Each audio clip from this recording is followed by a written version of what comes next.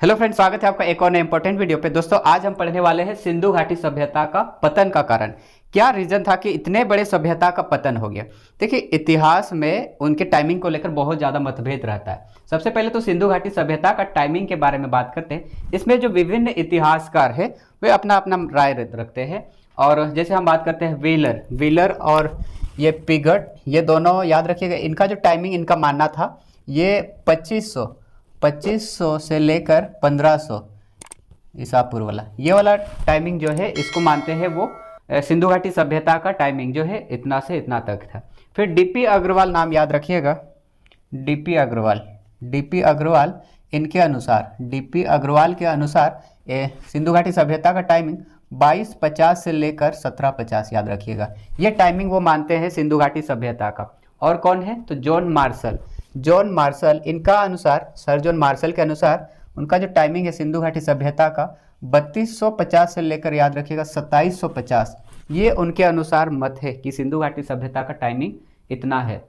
और एक याद रखिएगा कार्बन 14 वाला, कार्बन 14 पद्धति के माध्यम से जो सिंधु घाटी सभ्यता का टाइमिंग है वो बोला गया है 2350 से लेकर 1750। तो इतिहासकारों के अनुसार सिंधु घाटी सभ्यता का टाइमिंग का मतभेद रहता है। तो हम जो है इन इतिहासकारों का अनुसार हम इस टाइमिंग को थोड़ा सा मद्देनजर रखेंगे। और उसके कारण से हम बात करेंगे कि इतना से जब शुरू होता है तो देखिएगा लगभग 1800 के करीब जो है सिंधु घाटी सभ्यता का पतन होना स्टार्ट हो जाता है और लगभग पतन हो जाता है। इतना बड़ा सभ्यता है, इस सभ्यता का अचानक से तो पतन नहीं होगा, धीरे धीरे भले ही होगा, लेकिन एक्चुअल में क्या रीजन थे कि वो सभ्यता जो है अंत हो गया, समाप्त हो गया। अब हम भारतीय इतिहास में अब उस सभ्यता बस 1800 के करीब तक ही हम पढ़ते हैं। क्या रीजन था? सिंधु घाटी सभ्यता हम जानते हैं, सिंधु घाटी सभ्यता जिसे हड़प्पा सभ्यता के नाम से भी जाना जाता है, क्योंकि सिंधु घाटी सभ्यता का सबसे पहला स्थल खोजा गया था हड़प्पा, इसीलिए उसका नाम जो है हड़प्पा सभ्यता भी। और क्योंकि ये सिंधु नदी के किनारे बसा हुआ सभ्यता है, इसीलिए इसको सिंधु घाटी सभ्यता के भी नाम से जानते हैं। इसका ओवरऑल जो क्षेत्रफल होता है सिंधु घाटी सभ्यता का 12,99,600, याद रखिएगा, ये स्क्वायर किलोमीटर, ये उसका क्षेत्रफल है। करीब 1600 इधर उधर लिख रहे, 1600 किलोमीटर लंबाई हो जाता है और 1100 के किलोमीटर के चौड़ाई का है ये सिंधु घाटी सभ्यता का विस्तार, 1600 और 1100 किलोमीटर। हम बात करने वाले हैं आज के वीडियो में सिंधु घाटी सभ्यता का पतन क्यों हो गया, किन कारणों से हो गया। ये मैं नहीं बोल रहा, इतिहासकार बोल रहे, जो विद्वान है उनके अनुसार इस सभ्यता का अंत कैसे हुआ वो बताते हैं, वो मैं बताने वाला। तो सबसे पहले सिंधु घाटी सभ्यता का जो पतन हो गया, उनमें एक मत है बहुत ज़्यादा प्रचलित है, आर्यों का आक्रमण बोलते हैं, व्हीलर बोलते हैं। कौन कौन इसके समर्थन में है तो व्हीलर हो गए, गार्डन चाइल्ड हो गए, मैके हो गए और पिगट। इन्होंने ही बोला था कि सिंधु घाटी जो सभ्यता है उसका, सभ्यता का जो पतन हो गया वो आर्यों के आक्रमण के कारण से हुआ। आर्य का जो मूल निवास है इसको लेकर भी मतभेद है इतिहास में। कोई बोलते हैं वो भारतीय मूल के थे, कोई बोलते हैं कि वो तिब्बत से क्षेत्र से हैं, कोई बोलते हैं यूरोपीय वाले पार्ट से हैं, कोई दक्षिणी रूस से बोलते हैं। तो इसके जो मूल निवास है इनको लेकर भी मतभेद है। लेकिन एक्चुअल में सिंधु घाटी सभ्यता में आर्यों का आक्रमण की जो बात बोलते हैं, आक्रमण का बात क्यों आता है, क्योंकि जब उसमें खुदाई किया गया, जब उसमें से जब कंकाल मिले तो उस कंकाल में जो सिर है उस सिर में चोट लगा हुआ मिला। तो इतिहासकार ये अनुमान लगाते हैं कि उस पर जो है आक्रमण हुआ है, क्योंकि उन पर आक्रमण हुआ है इसीलिए वो वाला जो है चोट लगा हुआ है। लेकिन सिर्फ और सिर्फ कुछ ही लोगों के ऊपर, कुछ ही कंकाल के ऊपर अगर वो चोट लगता है तो हम उसको मतलब यूँ, ऐसे तो अनेक इतिहासकार बोलते हैं, दूसरे इतिहासकार बोलते हैं कि सिर्फ चोट लगा तो हम बोल सकते हैं क्या, कोई ऐसे थोड़ी ना आक्रमण हुआ है कि जाके हथौड़ा मार दिया है उस टाइप के। तो मतभेद बने रहता है अनेक जो इतिहासकार है। तो आर्य कौन थे? इंडो यूरोपियन जो जनजाति थे, इंडो यूरोपियन जनजाति आर्य। तो उनके आक्रमण के कारण जो है इस सभ्यता का पतन हो गया, ऐसा मानना था।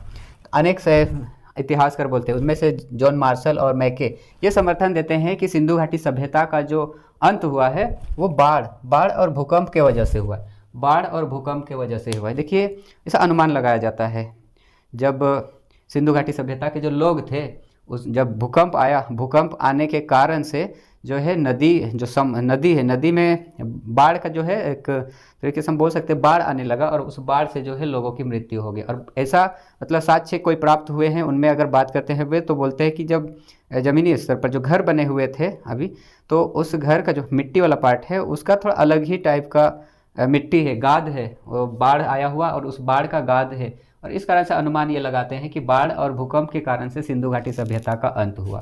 अनेक विद्वानों में, इतिहासकारों में R.L. स्टाइन और अमलानंद घोष ये अपना मत रखते हैं कि जलवायु परिवर्तन, जलवायु का परिवर्तन के कारण जो है सिंधु घाटी सभ्यता का अंत हो गया है, ऐसा उनका मानना था। जलवायु परिवर्तन अभी देखे होंगे, अभी हमारे देश में, हमारे अभी जो पृथ्वी 2024 में इस टाइमिंग में अभी जो हमने झेला, कुछ दिन पहले ही, कुछ महीने पहले ही तापमान इतने बढ़ गए, 50 डिग्री सेल्सियस के करीब पहुंच गया। आने वाले 10 साल 100 साल बाद अनुमान लगा सकते हैं किस प्रकार से भारत हो या फिर विश्व, पृथ्वी इस वैश्विक जो तापन है, ग्लोबल वार्मिंग जैसी घटनाओं से गुजरेगा, क्या असर होगा अभी से 100 साल बाद।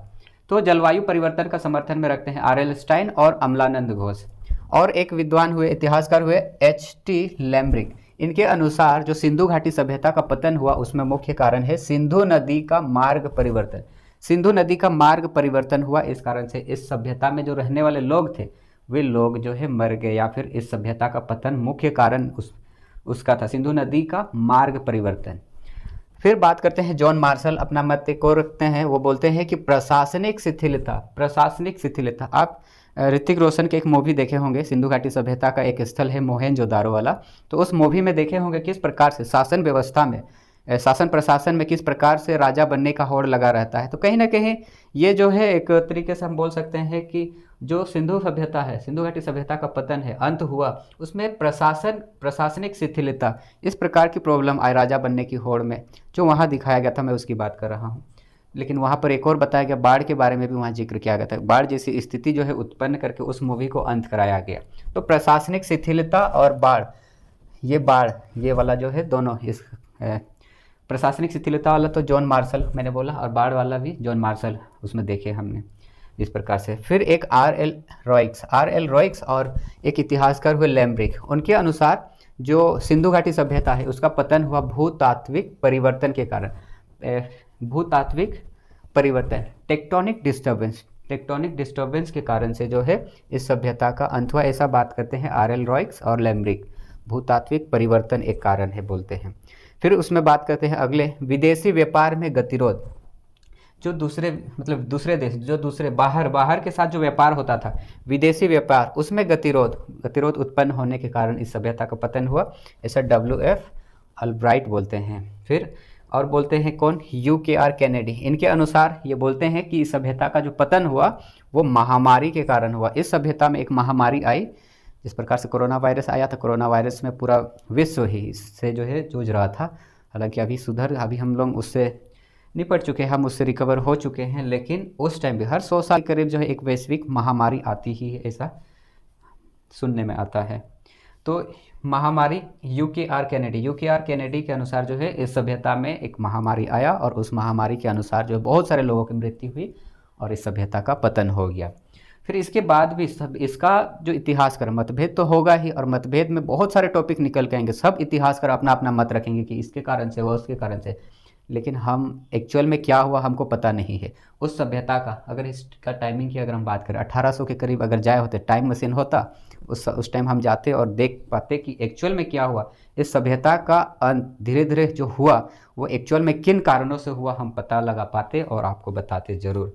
लेकिन इतिहासकार अपना मत ये रखते हैं और बोलते हैं कोई इतिहास कर कि वनों की कटाई बहुत अधिक हो गई थी, संसाधन में कमी आई थी, पारिस्थितिक असंतुलन हो गया था, नेचर, हम लोग का जो इकोसिस्टम है वो अनबैलेंस्ड हो गया था, बैलेंस नहीं है, अभी भी कहाँ बैलेंस है। तो सब बारिश के समय बारिश सही से नहीं हो रही, धूप के समय बहुत ज़्यादा धूप हो रहा है, और फिर जो ठंडा का मौसम है पता नहीं क्या क्या होने वाला है, जब ठंडा चाहिए उस टाइम होगा नहीं, तो इसका जिम्मेवार हम ही होते हैं। तो इतिहासकार ये मत रखते हैं। कोई इतिहासकार ये भी बोलते हैं कि जो सभ्यता का अंत हुआ उसमें आग लग गया, कहीं कहीं जगह आग की भी बात आपको पढ़ने को मिलेगी।